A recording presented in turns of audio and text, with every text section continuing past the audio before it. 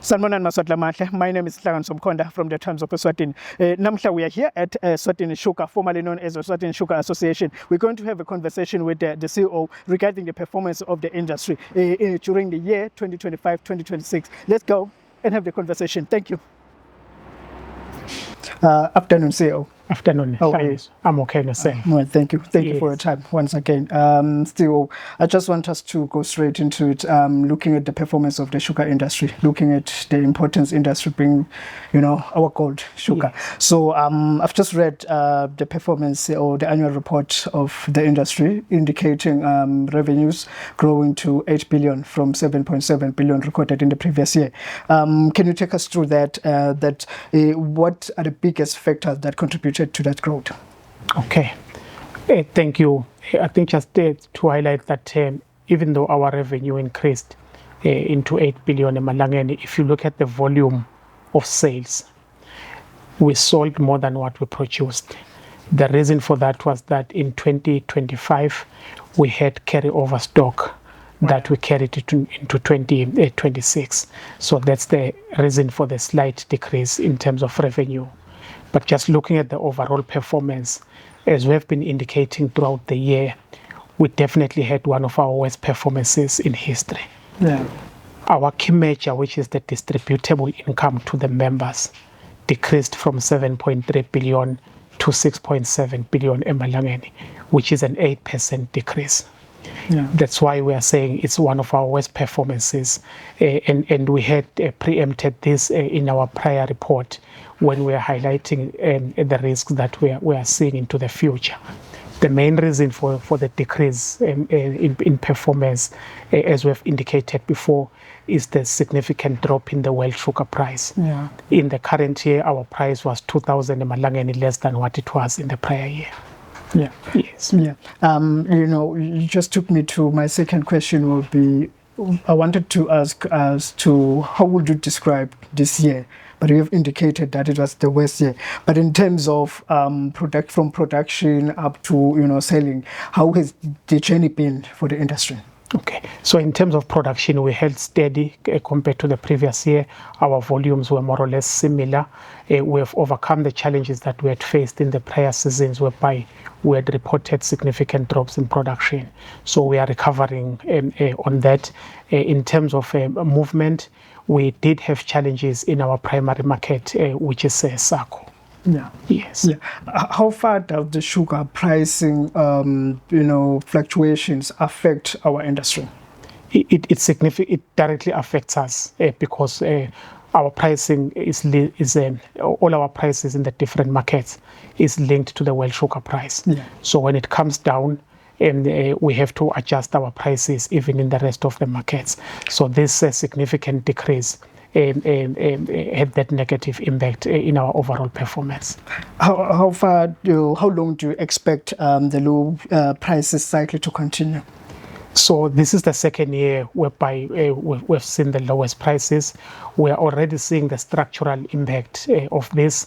There are sugar mills that are being reported to be closing down in Brazil.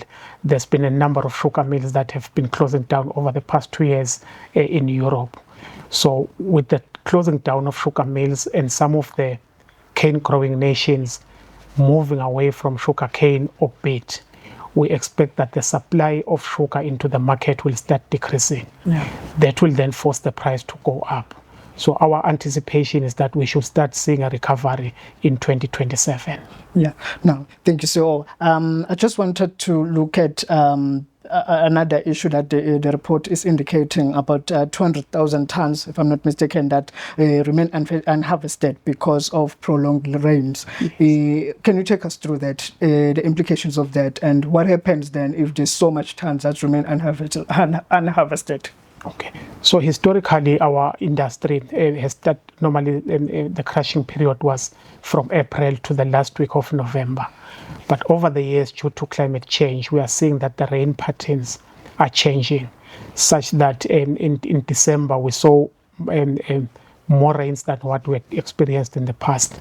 So when there's been too much rain, we are not able to access the fields. So that is what then resulted in us carrying over that cane into the current season. Unfortunately, once you don't harvest cane within 12 months, the quality then starts deteriorating. Oh, yeah. It then also become more susceptible to pests and diseases. So that cane will definitely also have an impact in the current season. Yeah. Now, the sugar industry is, I would say, divided into two. There are growers and the millers. When it's going back to the revenues that we were talking about earlier on, how far does the growers in particular, I will talk about the growers because they are composed of, even smaller cane growers who are from the rural areas, as to how far does this, revenues that are collected and the sugar prices affect them in terms of take homes? Okay. Unfortunately, it does affect them. So, like I indicated, that last year we had 7.3 billion. This year we have 6.7 billion. According to our industry agreement, the ratio of sharing between the two remains the same. So the growers will be getting 68.1% of that. Yeah. Now, moving into another aspect of the industry, diversification and future strategy. I understand that the sugar industry has been quite big in terms of looking at ways to diversify. Yes. What are the things that the industry is doing now to diversify from just selling raw sugar or producing raw sugar? What are the products that we're looking forward to have in this industry? So our main focus as Eswatini Sugar has been our expansion into the specialty sugars. I think in our report you will see that we got the patent rights for the Nucane. So those are the type of sugars that we believe have got a future in the market. But outside of Eswatini Sugar, our members have got different initiatives as well. I think you've seen some of the players going into ethanol. Some of them are looking into cogeneration just to make sure that the overall industry remains sustainable. Now, talking about sustainability of the industry, how does the future look like amid all the challenges that the industry is facing? You'll see in our report that we still rank amongst the lowest cost producers in the world. Yeah. So we are still expecting or foreseeing the structural challenges. What gives us confidence as Eswatini is that because of our efficiency, we believe that we'll be able to sustain these current challenges. It's those countries that were producing at a marginal rate that we think will collapse before us. We definitely will not get into collapsing, but we think when the others collapse, it will then create the space for us to fill that gap, which is why we are saying we're expecting the sugar price to start increasing when those countries or other players move out of the sugar sector. Yeah. Now, coming to markets, we understand that SACU remains one of our biggest markets for sugar, or even the Africa region at large. How did we perform in terms of our market share in those different markets where we sell our sugar? Even though the volume were able to move it, but in terms of remuneration, we took a big knock as well. As we had indicated before, that about 200,000 tons were imported into this market, that then forced us to significantly reduce our pricing in this market and redirect some of the volumes into lower paying markets. Yeah, there's another issue that has been talked about most recently, Kenya. Yes. We saw them increasing their tariffs. Can you take us through that? What happened there and how far is it going to affect our sugar, and how much sugar were you selling to that market? So the step that Kenya took was mainly to protect their own market as well from the other sugars that were coming out. So unfortunately, we're also a victim of that, in that we are no longer able to supply into that market for the moment. That is a position that we are used to in terms of other countries taking in order to protect their industries.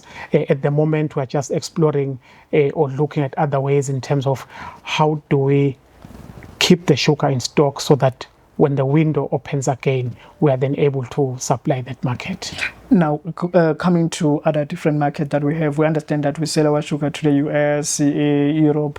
How far are we in terms of our market share in those markets, in those spaces? In the US, we are still maintaining our market. We've just concluded the shipment will be sailing in November. into that market. In the EU, we still continue to supply sugar. The market is there, is open-ended. The only challenge is that the price has come down. Oh, yeah. Yes, otherwise they are ready to take all our volumes. Any other possible market that the Association Sugar is, Eswatini Sugar is exploring? The market that we are looking at tapping into is the Angolan market. There's just one step that we are waiting for the Angolans to take, which will then the formal instruments that will allow other SADC players to supply into that market. So that will be our next focus. When it comes to market, we understand that we have the Africa Free Continental Free Trade Area. How far is it assisting Eswatini Sugar, or has it already started giving benefits to our local markets or our local exporters? At the moment, it is not yet giving us an opportunity. The stumbling blocks or the barriers that we are currently facing is mainly the logistics. So some of the markets that have got deficits, it's extremely difficult for us to access. I think we currently have an inquiry from a country, for instance, like Chad, but it's right in the middle of Africa. To get there, it's very complicated and very expensive. So while the market may be there, it becomes just logistically inaccessible to us. Now, coming toward the end, CEO, I want to just take us through in terms of the outlook, or how does the future looks like for the industry and for the economy as well, because we understand that the sugar industry contributes quite a lot to our economy. So how is the outlook for the country, and also given the fact that we are facing a lot of geopolitical tensions that are taking place in the Middle East and other countries? So how does the future looks like for Eswatini? So I can summarize it by saying our 2025 was very bad. Yeah. 2026 will be bad, but we are looking forward to a sweeter 2027. Oh, yeah. I think one of the things or the messages that we would like to send out to our members, mainly the growers, is to say, let's continue to take the right decisions in these tough times, because we are definitely sure that the price will start picking up. When it picks up, we need to be ready to get the full benefit out of that. Yeah. Yes. No, thank you so much, CEO. Let me Okay. just end it there for now. No, thank you so much. Okay. No, see, I have to rush. Thank you. Okay, thanks.